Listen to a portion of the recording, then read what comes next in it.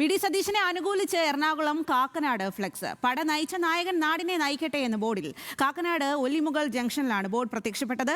സഹിൻ ആന്റണി വിവരങ്ങളുമായി ചേരുകയാണ്. സഹിൻ, ഈ ഒരു തെരഞ്ഞെടുപ്പ് ഫലം അറിയാൻ ഇനി ഒരു രാത്രി മാത്രമാണ് ബാക്കിയുള്ളത്. ഈ അവസാന നിമിഷവും ഈ മുഖ്യമന്ത്രി പോര് കോൺഗ്രസിൽ നടക്കുന്നു എന്നുള്ളതാണ്. വി.ഡി. സതീശനെ അനുകൂലിച്ച് കൂടുതൽ ഫ്ലെക്സ് ബോർഡുകൾ ഉയരുകയും ചെയ്യുന്നുണ്ട്, പ്രത്യേകിച്ചും എറണാകുളത്തടക്കം. വിവരങ്ങൾ നൽകാം.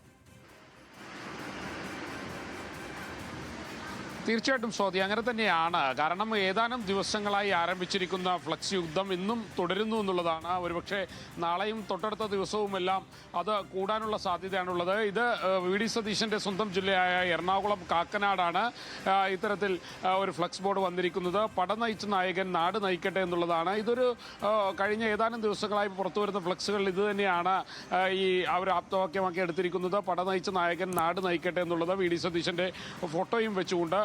എന്തായാലും വി.ഡി. സതീശനെ മുഖ്യമന്ത്രി സ്ഥാനത്തേക്ക് ഉയർത്തിക്കാട്ടിക്കൊണ്ട് ഫ്ലക്സ് ബോർഡുകൾ സ്ഥാപിക്കാൻ തുടങ്ങിയിരുന്നു. നേരത്തെ നമ്മൾക്കറിയാം കെ.സി. വേണുഗോപാലിനെയും ഒപ്പം തന്നെ രമേശ് ചെന്നിത്തലയെയും മുഖ്യമന്ത്രി സ്ഥാനത്തേക്ക് ഉയർത്തിക്കാട്ടി അവരുടെ ഗ്രൂപ്പുകാരും ഇത്തരത്തിൽ ഫ്ലക്സ് ബോർഡുകൾ സ്ഥാപിച്ചിരുന്നതാണ്.